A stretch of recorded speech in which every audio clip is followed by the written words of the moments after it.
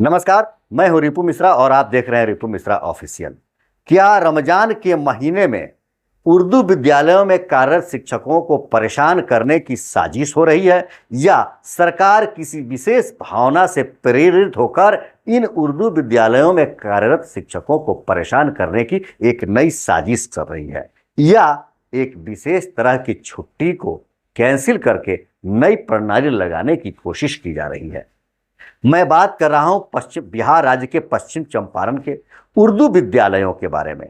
दरअसल ये उर्दू विद्यालय मदरसा नहीं है, ये बिहार सरकार के ही सरकारी विद्यालय है, लेकिन उर्दू विद्यालय के नाम से इन्हें जाना जाता है। आपको बखूबी याद होगा कि बिहार सरकार ने 2005 और 10 में कुछ विशेष शिक्षकों की भर्ती की थी। सभी विद्यालयों में उर्दू शिक्षकों की भर्ती की गई थी, लेकिन ये विद्यालय उर्दू विद्यालय के नाम से ही चलते हैं। दरअसल पश्चिम चंपारण के उर्दू विद्यालयों में शुक्रवार के दिन साप्ताहिक छुट्टी होता है, उनके अवकाश का दिन शुक्रवार होता है और कार्य का दिन उनका रविवार होता है।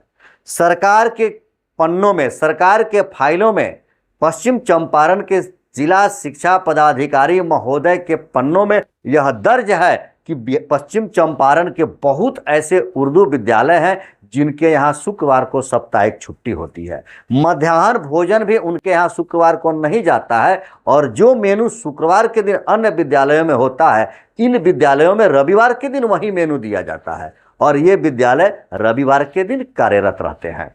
लेकिन इस रमजान के महीने में उर्दू विद्यालय में कार्यरत शिक्षकों के ऊपर अब शो कॉज हो गया है, स्पष्टीकरण पूछ दिया गया है। इसीलिए आज मुझे यह वीडियो लेकर आपके सामने आना पड़ा कि क्या पश्चिम चंपारण से रजनीकांत परवीन भले चले गए, मुकदमा हो गया, पुलिस पीछे पड़ी है, भाग रहे हैं। इसी पश्चिम चंपारण से अनुमानतः लगभग किसी ने कहा कि 3.5 करोड़ रुपये उनके घर से बरामद हुए, तो किसी ने कहा 2.25 करोड़ रुपये बरामद हुए। स्पष्ट रूप से नहीं स्पष्ट हो पाया कि कितने रुपये पश्चिम चंपारण के शिक्षकों से उन्होंने लूटा था जो उनके घर से बरामद हुए।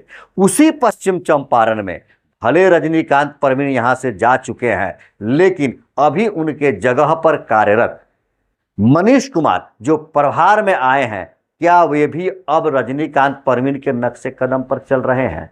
या हम यह मान लें कि यह कहावत बड़ी सत्य है कि एक सड़ा हुआ आम पूरे टोकरी के आम को सड़ा देता है। एक रजनीकांत परवीन अपना प्रभाव शिक्षा विभाग में किन किन अधिकारियों तक छोड़ दिया है कि आज तक पश्चिम चंपारण का शिक्षा विभाग शिक्षकों को परेशान करने से बाज नहीं आया, शिक्षकों से उगाही करने से बाज नहीं आया।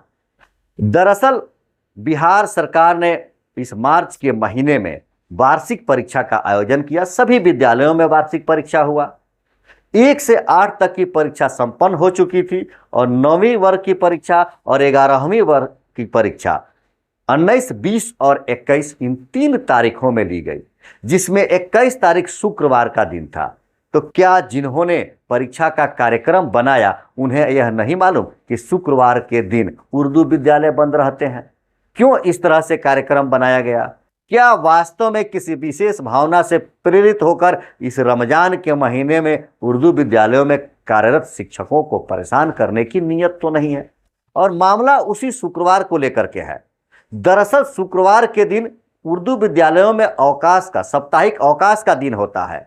कुछ ऐसे शिक्षक हैं उस उर्दू विद्यालय में कार्यरत जो 1 से 8वें तक के वर्ग के परीक्षा की कॉपियों का मूल्यांकन करने सीआरसी में गए थे। कुछ ऐसे शिक्षक हैं जो परीक्षा लेने के लिए विद्यालय में आए थे। क्योंकि 9वां और 11वां 2 ही वर्ग की परीक्षाएं थी, तो बच्चों की संख्या के अनुपात में शिक्षकों को बुलाया गया था परीक्षा संपन्न कराने के लिए। लेकिन उन्हीं विद्यालयों में कुछ ऐसे शिक्षक थे जिनकी जरूरत नहीं पड़ी उस परीक्षा में आने के लिए, तो उनको अवकाश पर रखा गया। हो सकता है प्रधानाध्यापक ने उनको अवकाश पर रहने के लिए कह दिया हो, या उनका साप्ताहिक अवकाश है, वह अपना अवकाश मान करके घर पे रह गए थे। अब उन्हीं शिक्षकों पर पश्चिम चंपारण जिला शिक्षा पदाधिकारी के रूप में कार्यरत मनीष कुमार ने शो कॉज पूछ दिया। उनसे स्पष्टीकरण मांग दिया गया है कि आप स्पष्ट करें कि आप विद्यालय क्यों नहीं गए थे। क्या महोदय को नहीं मालूम कि उर्दू विद्यालय में शुक्रवार को छुट्टी रहता है?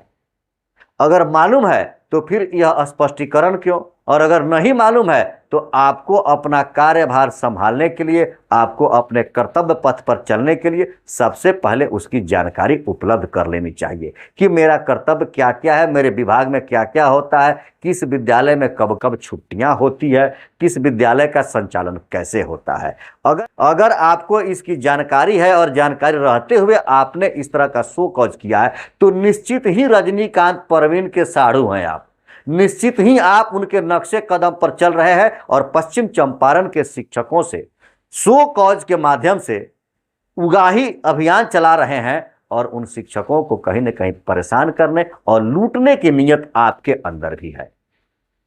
एक बात मैं विभाग से कहना चाहूंगा, अगर विभाग में सरकारी कलम में उतनी ताकत है तो जरा एक बार रविवार के दिन परीक्षा लेकर के दिखाओ। जब बिहार के अपर शिक्षा सचिव हुआ करते थे के पाठक, जो लगातार क्रांतिकारी फैसला लेते थे, उन्होंने भी बिहार में विद्यालयों में कुछ छुट्टियों को कैंसिल कर दिया और विद्यालय खोले रखा। नतीजा आपने देखा, हमने देखा, सबने देखा। शिक्षक उपस्थित रहे लेकिन बच्चे नदारत रहते थे। बिहार के वैसे अभिभावक अपने बच्चों को शिक्षा के प्रति तो जागरूक है लेकिन अपनी परंपरा और अपनी संस्कृतियों के प्रति भी जागरूक है। वह आपके दबाव में आपके तुगलकी फरमान को नहीं मान सकता है। तो क्या आप रविवार के दिन परीक्षा ले सकते हैं? नहीं ले सकते हैं तो उर्दू विद्यालयों में शुक्रवार के दिन परीक्षा का आयोजन क्यों? कहीं ना कहीं आपकी भावना कुछ उल्टा है या तो शिक्षकों को परेशान करने की नीयत है। आप तमाम शिक्षकों से भी मैं आपका राय जानना चाहूंगा कि क्या शिक्षा विभाग में इस तरह से लूट हो रहा है, शिक्षकों को परेशान किया जा रहा है, शिक्षकों को लूटा जा रहा है?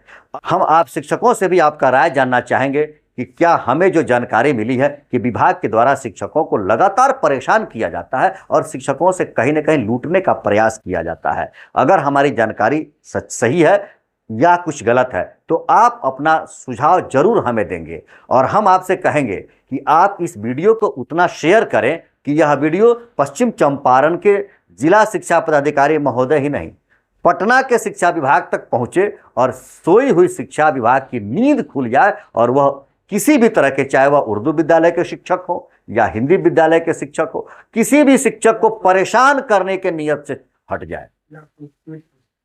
चाहे वह उर्दू विद्यालय के शिक्षक हो, हिंदी विद्यालय के शिक्षक हो, संस्कृत विद्यालय के शिक्षक हो, प्राथमिक हो, माध्यमिक हो, उच्चतर हो, प्लस टू हो, किसी भी विद्यालय के शिक्षक हो, आप सभी इस वीडियो को इतना शेयर करें कि सरकार की नींद खुल जाए और सरकार शिक्षकों को परेशान करने से पहले 1000 मर्तबा सोचे कि ये बिहार के शिक्षक है, ये सिर्फ कलम चलाना ही नहीं जानते हैं, यह परिवर्तन करना भी जानते हैं।